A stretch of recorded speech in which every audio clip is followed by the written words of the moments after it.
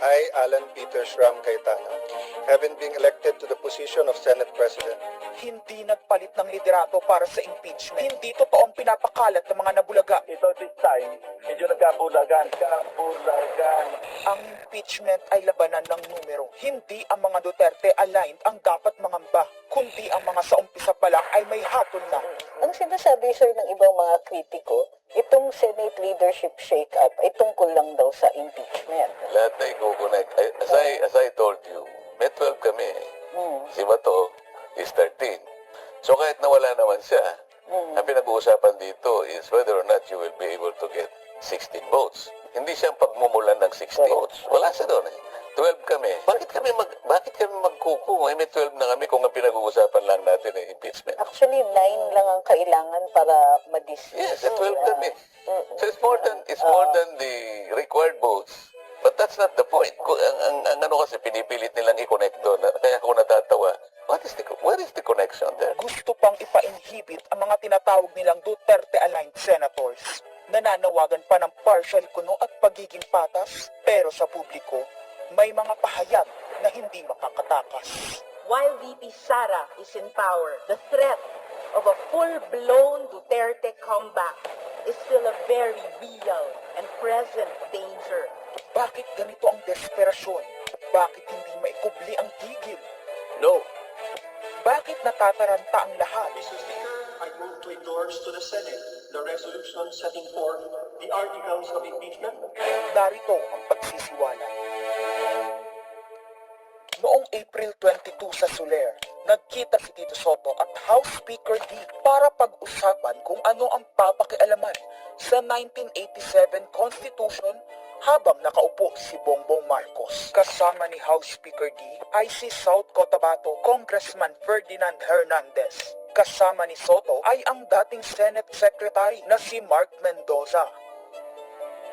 Konas ang gusto nilang mode ng charter change. Muling sinusulong sa Kamara ang charter change o pag-amyenda sa konstitusyon sa pamamagitan ng Constitutional Convention. Is something big brewing inside the government to claims of a possible no-election scenario? Ang pag-aamyenda ng konstitusyon sa pamamagitan ng Constituent Assembly. At para makakuha ng suporta sa Senado at sa Kongreso, ito dapat ang mga nilalaman. Dapat ma-extend ang termino ng mga senador at congressmen na mawawala na sa pwesto by 2028. Ang eleksyon sa bawat senador ay magiging by region. Nagdiskusyon sila kung 2 o 3 senador per region.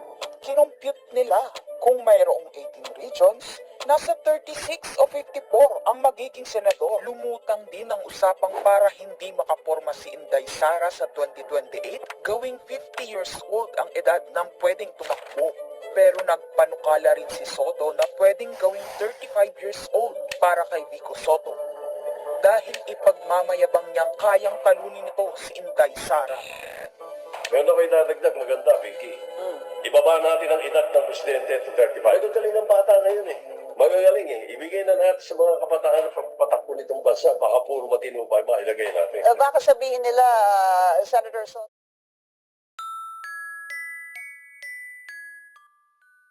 this is to siguro allow your nephew, si Vico, na tumakbo. Sabi ko na Maging qualify. sila ng ganun eh. Sabi ko na mag-iisip sila ng ganun. Wala. Hindi ko naisip si Vico rin. Ang impormasyong ito ay mula mismo sa kasama sa meeting. Kasama din nila ay isang congressman, isang gobernador, isang retired military officer, isang dating may mataas na katungkulan, at 5 mula sa private at business sector. Kaya ba binaliwala ang panawagan ng taong bayan? Kaya ba binaliwala ang paalala ng Iglesia ni Cristo? Hindi po nagbabago ang bilin ng Iglesia ni Cristo, Nelson, na ang Iglesia ni Cristo po ay tutol sa impeachment. Kaya ba nagtatapang-tapangan ang mga umaastang bida sa ginagawa nilang tunay na drama? Kaya ba nila sinasabing hindi sila natatakot sa eleksyon ay dahil alam nilang walang eleksyon na magaganap? Hindi po kami natatakot sa susunod na eleksyon. At ang boto sa impeachment ay refleksyon ng boto sa pagsira sa 1987 Constitution. Pabor ang karamihan sa mga pagbabago sa ligang batas. lalo na sa usaping ekonomiya. Ngunit kung papakialaman ng iilan ang konstitusyon para maghari-harian at para sa pansariling kapakinabangan, makapwesto ng matagal o mailuklok ang kamag-anak, humanda kayo sa galit ng bayan. Ang pagpapalit ng liderato sa Senado ay hindi kakaiba. Ito ay nakabase sa prioridad at gusto ng mga senador. Bumabahana ng ebidensya laban kina Bongbong Marcos, Liza Marcos, Sandro Marcos at Marvin Romualdez. Kailangan ng may bayag sa Blue Ribbon Committee. Ipinangako na sa mga korap na mambabatas ang perang malilikom sa 2027, 2028 national budget. Dapat pigilan. 2028, alam natin, that's the election budget. And it was assured to the congressmen, this will also be the Con-Ass budget. Nagiging isa ng malaking sindikato ang pamahalaan. Sinusuportahan ito ng mga dating kalaban, mga tinulungang manalo noong nakaraang eleksyon, mga may galit sa nagdaang administrasyon. Lahat sila kasama ng pinakamalaking troll farms at ilang bahagi ng mainstream media ay pinagagana ng dalawang bagay. Pera galing sa korupsyon, galit sa mga Duterte. Mahalaga ang liderato ng Senado para sa mga korap at nakasandal sa mga buwaya ng kapangyarihan. Ngunit mas mahalaga ito sa mga naninindigan na ang Senado ay bantayog ng konstitusyon na hindi dapat tinatakot, sinusuhulan at iniipit upang maging tau-tauhan. Maaaring hati ngayon ang Senado. Maaaring kanya-kanyang bersyon ng kwento. Wala nang pakialam kung ano ang totoo. Isa itong indikasyon na gumagana ang demokrasya. Kailangan lang maalala ng bawat senador na kahit sila ay may kapangyarihan. Bakit nagpalit ng liderato sa Senado? May I be allowed to humbly move to declare all seats vacant, Mr. President? With 13 affirmative votes, 10 negative votes, and 1 abstention, the positions in all the positions in the Senate is hereby declared vacant. Bakit ito nilusot?